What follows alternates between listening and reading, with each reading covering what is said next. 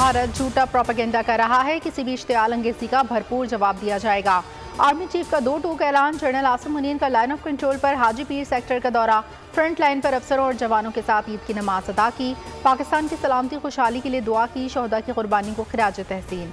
Army chief ने जवानों के बुलंद हौसले को सराहा। कहा, बतौर फौजी हम अपने घरों और प्यारों से दूर ईद मनाने पर फख्र महसूस करते हैं। आर्मी चीफ ने कहा, जाली फ्लैग ऑपरेशंस भारत का सियासी आलाकार बन चुके हैं।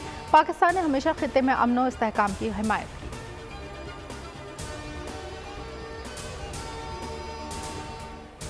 शहर गांव अल्लाह अकबर की सदाएं बुलंद और जानवरों का ज़बीहा।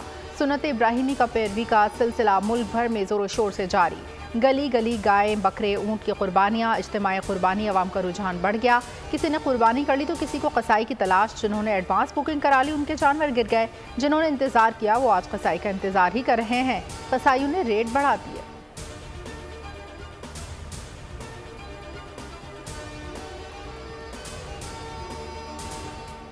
नाश्ते में कलेजी पर हाथ साफ किया। दोपहर को मटन कढ़ाई कबाब बीफ बिरयानी की दावत उड़ाई। ईद के लिए स्पेशल पकवान तैयार करने के लिए स्पेशल इंतजाम। बारबेक्यू के लिए गोश्त पर मसाला लग गया। शाम को दावत। ईद एंजॉयमेंट अरूज पर। चटखारी के साथ एतदाल का दामन भी न छोड़ें। अपना पेट समझकर खाएं। तिब्बी माहिरीन का मशवरा।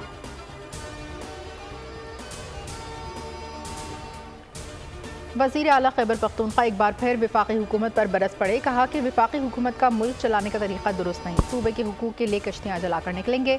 सबको अपनी गलतियों से सीख कर इस्लाह करनी चाहिए। बेहतर है नुकसान से बचा जाए और कौम को भी बचाया जाए। कोई समझता है कि हमारा अज़म कमज़ोर होगा तो ये इनकी भूल है।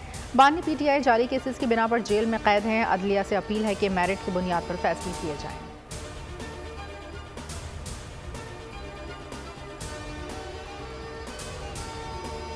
और PTI पहले अपनी गलतियों की माफ़ी मांगे। सिंध के सीनियर वजीर शर्जिल इनाम मेमन कहते हैं, सियासी जमातों में बात हो लेकिन कुछ लाइंस भी ड्रॉ होनी चाहिए।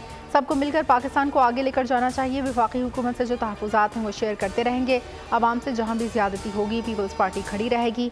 MQM सियासी बयानात से जिंदा रहने की कोशिश करती है।